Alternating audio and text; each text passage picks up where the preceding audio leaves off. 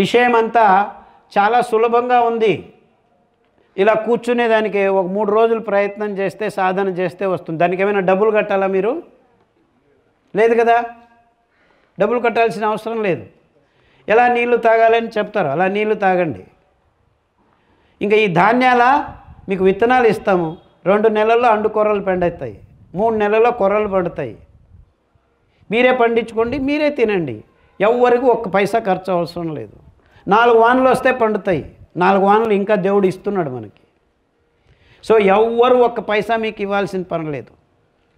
దానికి తోడు ఎద్దుగానుగ నూనెలు, తాటి బెల్లం, ఈత బెల్లం ఇవన్నీ తినటం వల్ల మనకి ఏ రోగం రా అన్నా రాదు. నాకు ఇప్పుడు సార్ ఎవరో చెప్పారు, నా వయసు కూడా చెప్పారు, 65 సంవత్సరాలు.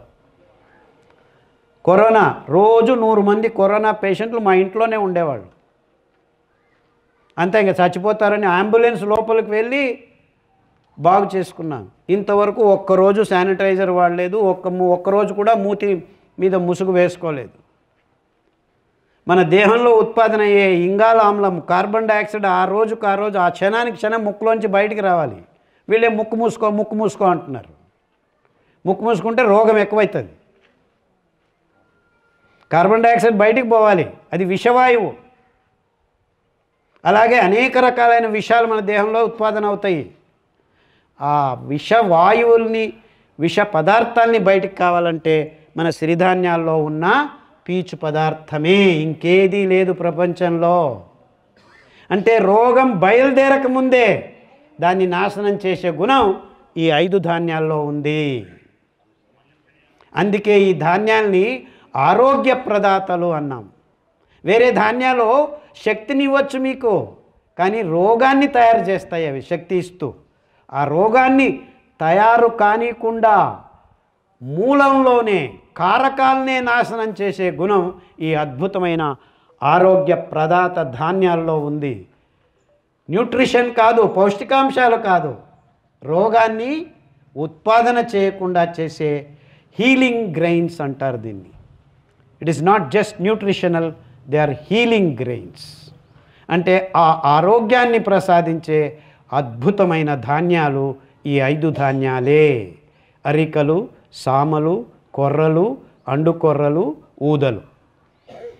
ఊదల్లో మీ మూత్రపిండాల్ని, కాలేయాన్ని, ప్లీహాన్ని, ఇలా మృదు అంగాల్ని, సాఫ్ట్గా ఉన్న పార్ట్స్ని శుద్ధం చేసే గుణం ఉంది. మీ ఎముకల మధ్యను రక్తం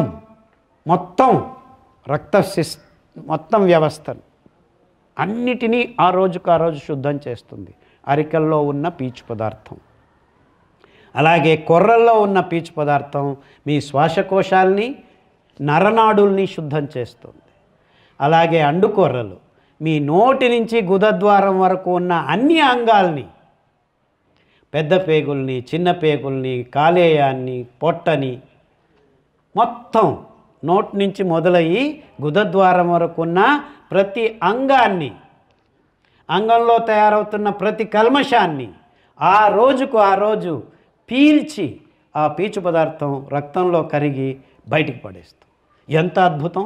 ఇంకా మిగిలింది సామెలు మీ జననాంగాల్ని, మీకు పిల్లలు సరిగ్గా పుట్టాలి, బుద్ధిమాంద్య పిల్లలు పుట్టకూడదు, ఆరోగ్యవంతమైన పిల్లలు పుట్టాలి, ఈ డాక్టర్ల దగ్గరికి వెళ్లకుండానే మీకు పిల్లలు వాళ్ళంతకు వాళ్ళే టక్ అని బయటికి రావాలి 9 నెలలకి.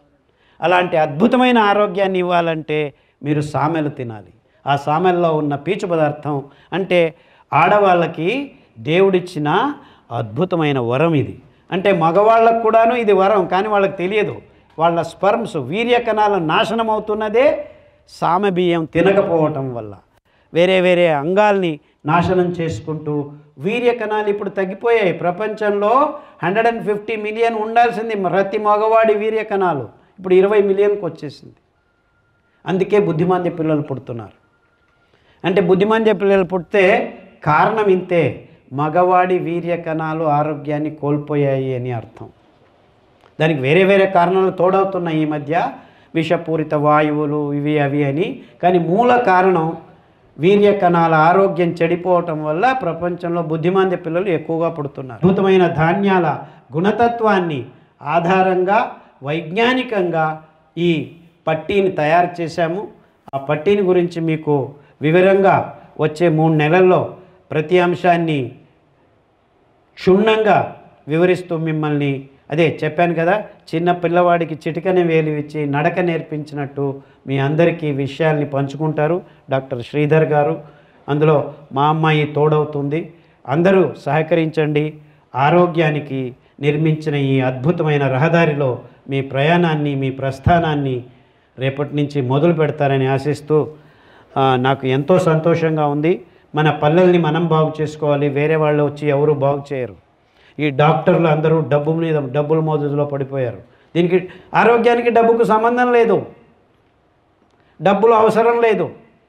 మీ ఊరిలో మీ చేతులతో మీ పొలాల్లో ఇప్పటికీ మీకు ఎంత కావాలో అంతకంటే ఎక్కువ పండించి పక్కనున్న పల్లెలకు కూడా మీరు విత్తనాల్ని ఆదర్శంగా పంచుకుంటారని ఆశిస్తూ నన్ను ఇక్కడికి రప్పించిన అజయ్ గారు, అఫ్కోర్స్ మా స్నేహితుడు, మాకు గురుతుల్యుడు జీబీకే రావు గారు అమెరికాకు వెళ్ళి ఇంకా ఇప్పుడిప్పుడే దేశంలోకి వచ్చారు. ఆయనకు ఇక్కడికి వచ్చేదానికి వీలు కాలేదు. ఖచ్చితంగా వస్తారు. వచ్చే 3 నెలల్లో మీతో సమయాన్ని పాలు పంచుకుంటారు అని ఆశిస్తూ మీ అందరికీ ధన్యవాదాలు. And I am so happy that the group has been ready to do this wonderful job for future generations. అందరికీ నమస్కారాలు.